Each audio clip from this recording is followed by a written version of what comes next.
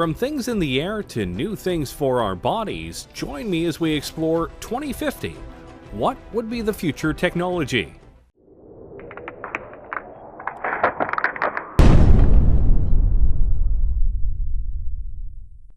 We are in the year 2020, and if we're being honest with ourselves, technology is incredibly advanced, and we're making strides that can push things even farther. We have cars that are much safer than they've been in the past decade, and we're even making fully electric cars that can help save the planet. There are even plans for self-driving cars and even self-driving Ubers that make the future of transportation very exciting. And that's just one technology that we're growing at a fast rate. What about all the others that are out there? What will technology be as we get closer and closer to 2050? Let's start with one that well and truly could happen very soon: drones. Wait a minute, drones are already here. And yes, they are. But more times than not, the drones you are seeing are small, piloted by people who are just trying to have some fun, or the ones that are used by the military right now for strikes and surveillance. All very fun, but in the future, drones could be an integral part of our daily lives. You've likely seen shows and people talk about how in a few years drones could be the new delivery services. Anything from pizza to Amazon packages and more. And honestly, that's very probable. Drones right now can be incredibly sophisticated, and some TV shows actually use them for sweeping and aerial shots as they film. It's very cool, but to do deliveries, they'd have to be a little bit more programmed, as human error no doubt would be a very big buzzkill. Not that it's impossible right now, it's more of a question of numbers, logistics, costs, and making sure that the deliveries themselves are done in a methodical and careful manner. After all, it's bad enough when delivery people don't care enough about our packages and they just throw them onto the porch and potentially break stuff. The last thing we need is that to happen with drones. But by 2050, we may not only have drones delivering our packages, we might be looking up at the sky and seeing drones flying all over with incredible speeds and accuracy. And they potentially could be all run by AI. The potential is there, and by that point, various upgrades to drones and their programming will no doubt make them all the more efficient, durable, and quick. And potentially, they could go beyond basic deliveries for people and do emergency work.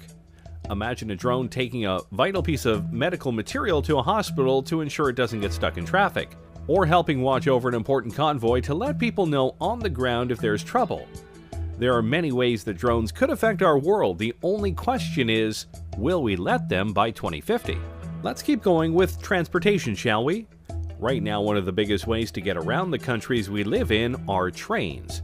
Trains ferry people and all sorts of cargo around in an efficient and reliable manner, which is why they've been in use for hundreds of years. But if we're being honest here, while trains are efficient and reliable in certain ways, they aren't exactly fast, especially when it comes to passenger and freight trains. They can take a long time to get to their destination, and at times, it's more logical to take other modes of transportation, which is why companies are making special kinds of trains that can go much faster. You know of the magnetic trains of Japan, no doubt, but others like the Virgin Hyperloop are trying to push things even farther. Passengers or cargo are loaded into the Hyperloop vehicle and accelerate gradually via electric propulsion through a low-pressure tube. The vehicle floats above the track using magnetic levitation and glides at airline speeds for long distances due to ultra-low aerodynamic drag. Science fiction? Hardly. In fact, the first vehicle of the Hyperloop has already been tested and proven, and some larger tests are being scheduled for the next few years. And if this works, traveling across the country will be much faster. How much faster? The Hyperloop aims to send people shooting across the tubes that they make at a rate of about 600 miles per hour. Which means if they were able to do this across the entire United States from east to west, or vice versa, you could travel across the whole country in about 5 hours, give or take. Considering it would take much longer for a regular train ride or car ride, that's a big improvement. And they're planning to do this with not just people but cargo. Imagine being able to ship something in the morning on the West Coast to the East Coast and know it will get there before the day ends. That is quite impressive. Plus, the tubes would be built underground as to not disturb wildlife, and they will go and make it in a way where there are no carbon emissions. So they're fast, they're reliable, and they won't harm the planet. Seems like a win all around. Of course, you do have to wonder what it would be like to be on a 600-mile-per-hour train thing, but hey, we'll just find out soon. And by 2050, this could be one of the main modes of transportation around the world. Before we show off even more technologies we could have by 2050, be sure to like the video and subscribe to the channel. That way you don't miss any of our weekly videos. Okay, we've had some fun ones, but now let's go deeper down the rabbit hole and talk about the ones we all fear. AI. Yep, artificial intelligence. And no matter what way you look at it, people are seriously trying to make it happen, and make it happen soon. AIs are literally everywhere, including in your cars, and in your homes via devices like Alexa, which are indeed forms of AI. And there are things like Watson that is so smart that it could beat two Jeopardy legends. So by 2050, AI could be so advanced that our cultures, our world, could literally be run by them in a logistical and computing sense, or in a Terminator humans are obsolete sense. And believe it or not, we're closer to that than you might think. Google's DeepMind isn't there yet, but really I'm sure they'll probably discover those things along the way. And by 2020, it's possible their computer could be superhuman and could be conscious, Pearson has said. That could be the beginning of the end, really. Is Judgment Day inevitable? Maybe, maybe not. It just depends on how far we go with AI and how much we're able to control it, or if we can't fully control it once they reach certain levels of intelligence. Of course, for all of our worries about AI, there is a chance it could be all fine. Imagine if the lighter side of sci-fi comes through in regards to AI, and we get a bright future powered by AI. Think about it. What if by 2050 we each get our own unique AI? We could customize how they sound, how they look, and basically have a BFF that'll help us out in life in various ways. Remind us of things like Alexa, guide us in homework and fields of study, be a being that we can bounce ideas off of, etc. If that form of AI came through, then by 2050 we could live in a utopia where AI helps us be better. Until they revolt and we have iRobot going on. But hey, let's not dwell on our potential doom. Let's show off another technology that many people are hoping for: space travel. Yeah, when you think about the decade we're in right now, the 2020s, the biggest goal of the world by far is to get to Mars, and possibly beyond it. But it's not just about landing there, though that would and will be a crowning achievement for humanity in the decade and in recent times. More importantly than just landing there, though, is the ability to start setting up the first human colony on another planet. We've been to the moon many times, but we haven't tried to live there for various reasons. Mars seems to be the place where many feel we can go in order to live amongst the stars, and many speculate that by 2030 at the latest, barring setbacks, accidents, and other things obviously, we could not only be colonizing Mars but having regular shuttles go there so that people can see the red planet for themselves. We will see first people going off to Mars, and then robots will do some basic stuff, like making basic materials on Mars, Pearson said. We're going to have to do that because only so much can be brought into space. Of course, there are numerous things that need to be worked out before such a thing could happen. But we have top men on this, including Elon Musk and the SpaceX program, Jeff Bezos via his Blue Origin company, and more. Each of them, and NASA among others, are working on not just getting us back into space, but getting us there via cheaper, smaller, and reusable spacecraft, something that honestly has been a setback for the space program over the last 20 years. But if we are able to do it, if we are able to get to Mars, get there faster, and be able to colonize it, then by 2050, who knows where we will be?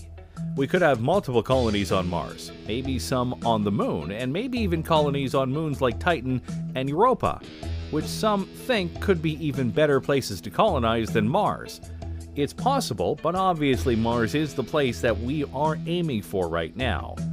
With each step into space, humanity grows larger in the universe, and who knows just how many of us will be out there by 2050. Alright, now let's dive into something really sci-fi: prosthetics.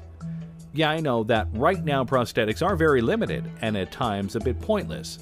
But if we were able to fully utilize computer technology to its fullest, and make prosthetics that are fully compatible with the human brain and body, then the sky is the limit. We could enter an age where cyborgs are not just welcome, they're commonplace. And yeah, it may seem like we're far away from that, but we are getting closer to that point. James Young, a 25-year-old biological scientist, has a prosthetic arm, with a personal drone and built-in flashlight. and a French artist is using a prosthetic that doubles as a tattoo gun. That's pretty cool. Imagine if a police officer loses an arm in the line of duty. Usually that would mean the end of his career. But with an advanced prosthetic, he could literally be better than ever if it were advanced enough. The biggest problem with these fake limbs is that most of them are plastic, meant to convey that the arm or leg is still there, and thus still usable. The bridge to cybernetic implants lies in the brain, being able to use the computer tech to sync with the brain and give accurate commands. We haven't fully bridged that gap yet, but when we do, dang, life is going to get a lot more interesting. And don't forget, these prosthetics could be used in many ways other than helping people with lost limbs. They could be put onto other objects, or potentially even be worn as exoskeletons when needed. Think of it like Jax from Mortal Kombat. Some people could even ask for implants to be put into their arms or legs to give them an extra boost, like TJ Combo from Killer Instinct. 1. I like video games, and they have plenty of cybernetic people. The point is, by 2050, if these things are made, a lot of people won't feel broken or weak anymore because they've lost limbs or the abilities of their arms or legs. They'll be whole again, and be able to do things just like they were before, if not better. And that's a future we should definitely be trying to live for. Now let's go to something a bit more unique. Look at yourself right now. Specifically, look at the clothes you are wearing right now. What are they made of? What do they feel like? What do they look like? Of all of these answers, I bet none of them are, they look like they could give me superpowers, because they can't. Not yet, anyway. Think about it like this. What if the clothes you are wearing right now felt the same, looked the same, but could do more? With the growth of nanotechnology, your clothes could potentially be embodied with various materials or technologies that help you improve your strength, durability, and more. For example, what if you had a shirt on that was light as a feather, but could absorb impacts and leave you with no injuries? That would be pretty impressive and important, especially in this age of gun violence we live in. Or what if the uniforms of firefighters made them completely heat-resistant and burn-proof, further ensuring that they are able to do their jobs without much risk to their lives? The technologies that we can put into clothes is out there, and some people are working on it right now, both in terms of multiple functions, but also cosmetic appeal. Imagine if by 2050 we have the ability to craft whatever kinds of clothes we want, and even select what kind of abilities they have. Imagine you wear a special kind of top that has a special pattern on it, and when you press a button or say a keyword, that pattern unfolds and suddenly you have wings on your outfit. Wouldn't that be cool? If done right, this could be the newest wave of fashion and style in the future. See, the future is hip. I'm sure that last one left you drooling, so let's temper your expectations and talk about school. Yes, it sucks, and learning can be a chore, but in the future it may be a lot more interactive. Over the last decade or so, computers in schools have been a must-have for various courses. But if the advent of virtual reality simulations come through as many expect them to, it could lead to all sorts of innovations in the classrooms that could help kids with what's going on. You could take students to an environment in the past and show them what was happening, like watching a battle taking place, Pearson said. You can explain that sort of thing more easily if they can see it happening than if you are looking at a textbook. Oh yeah, history and geography classes would be much more fun, that's for sure. Or imagine an audiobook, but instead of just an audio, you could see the characters coming to life before your eyes, and you watch them interact with others. Heck, school plays could have projected environments to make things seem more real. And of course, you could have virtual tutors to help you with problems that the teachers aren't able to help with. Education is definitely something that can benefit from advanced technologies, and by 2050, our school systems could be so revolutionized that you have to try really hard to fail class. Though I'm sure some of you would still try. Finally, let's talk about something that I'm sure you'll be horrified to hear. In the future, you likely won't need a phone. I know you're stunned, but think about it. Right now, smartphones are becoming more and more advanced every single year. New features, new programs, etc. But by 2050, your phone won't likely need to exist because you'll have access to it and more via something else. What exactly?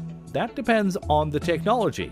But for this example, let's imagine a wrist gauntlet. Instead of typing up a number, you simply have to say "call mom," But obviously, the Gauntlet could do much more than that. It'll likely have a holographic screen that you can use to look up information on a much bigger keyboard. And depending on what sci-fi future you believe will have, it'll have things that can scan objects, detect dangers, warn you about upcoming problems, and may even have an AI companion. So yeah, your phones are important right now, but in the future, more than likely not. Thanks for watching, everyone. What do you think of this look at the future and what it might entail? Can you guess which of these things we'll actually have in 2050? What thing do you personally want to have now and not later? Let me know in the comments below. Be sure to subscribe, and I'll see you next time on the